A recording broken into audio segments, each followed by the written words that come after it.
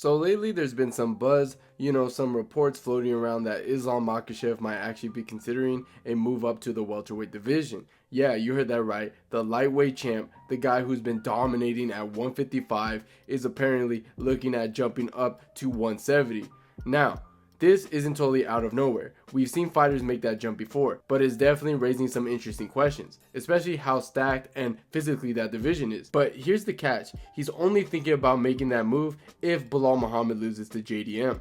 Now that says a lot because you could tell that Islam probably wants Bilal to win. They're close, they're teammates, long history together. So yeah, he might want to test himself at 170, but not at the cost of stepping on Bilal's shine. Now, of course, I've already seen people online saying, oh, Islam's ducking Ilia Topuria. And look, you can say that if you want, but let's be real, Islam doesn't get anything out of that fight. He already beat a featherweight GOAT champ in Volkanovski, not once, but he destroyed him the second time. So why go fight another 155er who just got a belt? From his point of view, it doesn't elevate his legacy. It doesn't build anything. It's not about fear, it's about value. And right now, he probably sees more value in going up and testing himself against a natural bigger guy, rather than looking back down the ladder.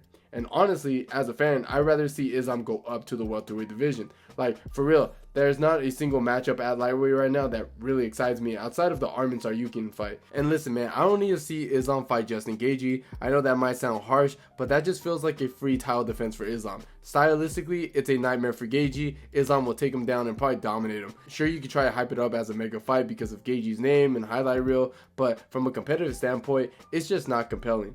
Islam's looking for something bigger, legacy stuff, you know what I'm saying? He wants to test himself against the big boys at 170. That's something Khabib never did.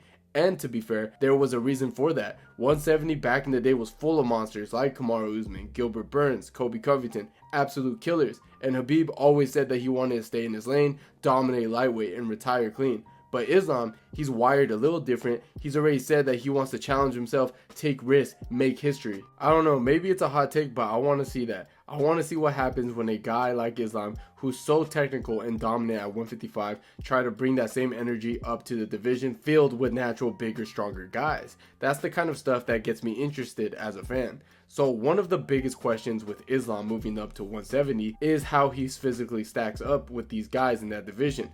Now, on paper, he walks around about 182, which sounds totally reasonable for a guy thinking about welterweight. That's not tiny, right? But when you look at these top tier welterweights are actually walking into the cage, it's a different story. Because Jack Della Maddalena, for an example, is around 189 on Fight Night, and that's with a pretty lean frame. And then you got guys like Shawn Brady, who's just not heavy, he's thick. He's been reported to hit around 200 pounds during camp. And that's just another level of density and raw power. So Islam's not going to be dwarfed in terms of frame, but he's definitely going to feel that difference when it comes to strength and pure muscle mass. It's not like Islam is lacking size, but he's not built like some of these guys who are naturally stockier or carrying that extra power in the clinch and on the ground. Shavkat Rakhmonov is another one. Super tall, long arms, deceptive strength. That's a big leap from the stocky wrestler or a compact striker Islam is used to at 155. And that's where the athleticism conversation comes in. Islam's not the type of fighter who's going to wow you with his flashy speed or freakish power. He's not going to throw a flying knee out of nowhere or shoot a double leg from halfway across the cage. His game is way more about control and precision. He's not explosive, he's efficient. What really sets him apart isn't brute force, it's the fact that his technique is razor sharp across the board. His striking is clean and calculated. His wrestling is patient and suffocating. And on the ground, his submission setups are methodical. Plus, his defensive awareness is top tier, like his head movement and footwork makes it incredible hard to catch him clean. With that being said, let's start with the whole welterweight fantasy booking journey with a matchup that honestly makes the most sense if Islam is serious about testing himself at 170, Jack Della Maddalena. Now, I say this is the most winnable fight, for him because we're not talking about some walk in the park here. JDM is not a tune-up fight. The dude is one of the cleanest boxers in the entire UFC, like seriously crisp. You watch him fight and there's just this poise to everything he does. Smooth combinations, great sense of range, and what makes him especially dangerous is how effortless he works the body to the top of the head. He'll rip a combo to the body, pop you upstairs, and never look flustered doing it. And it's not just that he has good hands, he's tactical smart too. He knows how to make reads mid-fight, he knows when to apply pressure, and he's one of those guys who goes headhunting and blows his gas tank early. Everything sharp and patient, and on top of that, he can switch stance fluently, which is huge because Islam as a southpaw is at his best when he's fighting an orthodox opponent. That's when his rear leg kick comes into play, especially that left body kick that sets up a lot of his entries. But against a switch hitter like JDM, that's a tool that gets dull. If Jack fights primarily out of southpaw, Islam might be forced to box more than he wants to. And speaking of boxing, I know Islam outboxed guys like Oliveira and had some solid moments against Volk, but JDM is just on another level in terms of his hands. He might not have that knockout every time he touches you, but his precision and variety are top tier. The real test would be whether Islam's footwork and defense can neutralize Jack's volume, and honestly, that's not out of the question. Islam's head movement and distance control are super underrated. He's incredibly hard to hit. Volk found that out the hard way. Now here's where we get spicy, the grappling side of this matchup. Everyone assumes that if Islam gets the takedown, it's over. And yeah, I mean the guy squeezes strength is nuts. His top control pressure is smothering, and his position control is world class. But let's not act like JDM is a fish out of the water on the ground. His grappling is criminally underrated. He showed great balance in the clinch, slick scrambles off his back, and an ability to stay composed in bad spots. That composure is huge against someone like Islam who thrives off in panic reactions. But, and this is the key, JDM has a habit of keeping his hands high and have a tight guard, which leaves his hips wide open. That could be exactly what Islam needs. Islam's not a guy who hits you with an explosive single leg in the open. He wants to push you to the fence and get a trip or drag you down. If he can walk JDM down and get those hips exposed, that's where he thrives. And once it hits the mat, we're in Islam's world. Front headlocks, arm triangle, back takes. It's a nightmare. There's also the cardio factor. Islam is used to fighting 5-rounders and dictating the pace. JDM's been through tough fights, sure, but he's never had someone chain wrestle him and sap his energy for 25 minutes straight. If this turns into a grind, I expect Islam to start pulling away late. That said, JDM isn't easy to break. We've seen him walk through bombs and fire back without blinking. The guy has this quiet toughness to him, and if he can keep that fight standing for long stretches, he has the tools to box with Islam.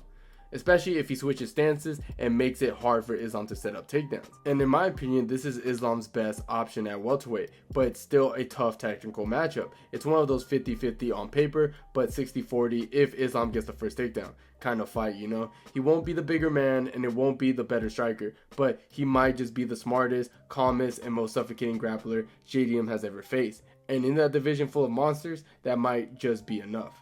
Alright, so if we're talking about the worst case scenario for Islam at 170, the name that immediately jumps off the page for me is Shawn Brady. Like if JDM is the high skill striker who presents problems at range, Brady is the tank that's going to meet you in the trenches and try to make it ugly. And that's the big issue here, is that this matchup is low-key, feels like fighting a mirror but with thicker arms. Shawn Brady is built like a full back, low center of gravity, super compact, and strong as hell. Like this is one of those guys that probably wake up at 195 without even trying. And that's not just dead weight, functional strength. This is a dude that's known for being strong in the grappling exchange. You're not going to clinch him and drag him down like some poor lightweight. That ain't happening. Now, when it comes to the ground game, this is where things get uncomfortable for Islam fans, because Islam's identity, his bread and butter, is being the better grappler, right? He breaks you down, controls you, makes you panic. But with Brady, he's just not good on the ground.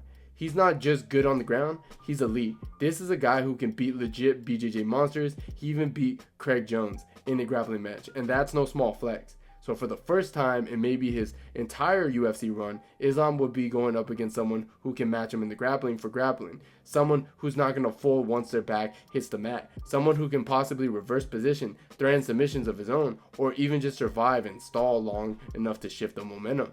And that's the scary part, is Brady's wrestling might be more explosive than Islam's too. Islam is very methodical. He works takedowns off the cage, inside trips, body lock. He's not going to blast a double leg from the center of the octagon. Brady though, Brady can shoot. Brady can time a reactive takedown. And his grip strength, his position control, it's all high level stuff. Now striking wise, it's not like Brady is some Muay Thai killer, but he's got some solid hands. He throws with purpose, has decent combinations, and most importantly, he keeps it tight. He doesn't overextend, doesn't swing wild. Islam might have the edge in variety, especially with kicks, but I argue that Brady is more comfortable in the pocket. And if you're Islam, this is a nightmare because you can't just dominate this guy with a plan A. You have to adjust. You have to work harder in every position. And the safety net of being the better grappler kind of disappears. If Islam can create separation and force grappling sequence on his terms, he's going to be in for a real grind. And I got to say, this might be one of the only matchups where Islam isn't clearly better at anything. Maybe kicking, maybe defense, but in terms of strength, wrestling, scrambling, jiu-jitsu, it's either dead, even, or slightly in Brady's favor. And that's wild to say out loud about Islam, you know? And if this fight ever gets made, I don't think it'll be fireworks. It'll be grueling chess match with sweat, fence wrestling, slow takedown attempts, and tiny margins that decided rounds. It's not a highlight reel kind of fight, it's a grind, but it would be fantastic. If Islam chooses to go to a welterweight, Brady might be his worst stylistic matchup on paper. Not the most dangerous, not the flashiest, but the one who can neutralize all of his usual advantages. And if that happens, then we really got to see what Islam plan B looks like. So if we're talking about Islam moving up to 170 and facing the big threats in the division, not just in size, but in aura and danger level, in that final boss type energy, it's got to be Shavkat Rakhmonov. This is a matchup that honestly feels like something out of a movie. You've got Islam, the calm technical pressure grappler who breaks guys over time, and then you got Shavkat, the quiet assassin who finishes almost literally everyone he fought.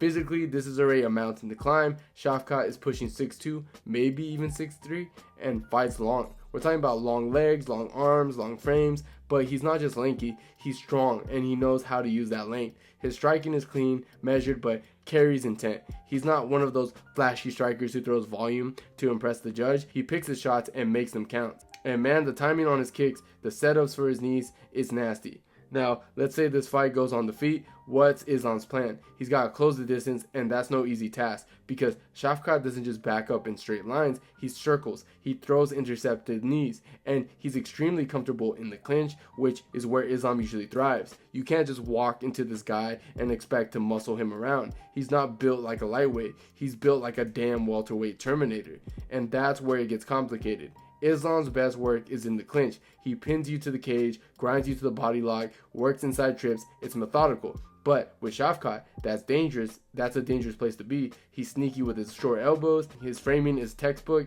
and he can reverse positions just as well as anyone in the division. If Islam wants to throw those body lock takedowns, he's gonna have to earn them. Now, could Islam get it to the ground? Yeah, sure. He's incredibly smart, persistent, and even in his open space, shots aren't explosive. He can chain takedowns together until he finds his angles. But here's the issue. Shavkat is a real threat on the mat too. He's not some striker who panics when his back hits the floor. He can throw up triangles, work for sweeps, and more importantly, he doesn't freeze in those grappling sequence. And even if Islam does get him down, you have to ask, can he control Shavkat the way he controls lightweights? Because with someone that long and composed, you have to be careful. All it takes is one misstep and Shavkat is back on his feet, or worse, he catches you in a transition. So we already covered the big three threats, JDM, Brady, and Shavkat, but let's shift gears a little and talk about Ian Garry and Joaquin Buckley. I guess we'll start with Ian Garry. Now, say what you want to say about Gary's personality or how he handles himself on social media. He's tall, rangy, and fights like he knows he's got reach. He's got that classic long frame, striker vibe, good movement, sharp straight shots, and knows how to maintain distance. He's also evolved pretty quick fight to fight, and you can see the blueprint. He's trying to follow what he wants to be, the new age McGregor type figure, minus the brawling and more technical sniper-like style. The big advantage for Ian in this fight with Islam is the range and control of distance. He throws straight shots, works behind his jab, and tries to keep things clean. If you give him space, he gladly plays the matador all night. And unlike a guy like JDM who wants to bang in the pocket, Garry would likely try to stay on his bike, point fight, and avoid getting touched. He doesn't need to knock you out to win, he just needs to frustrate you. But here's where the problem starts for Ian. He's not physically imposing. He's not particularly strong in the clinch, and his takedown defense is a little suspect. We saw him get ragdolled a bit by a guy who aren't even elite grapplers. If Islam gets into his hips or body locks him, he's getting him down, period. Now let's switch to Joaquin Buckley, and this is a totally different vibe. Buckley is chaos.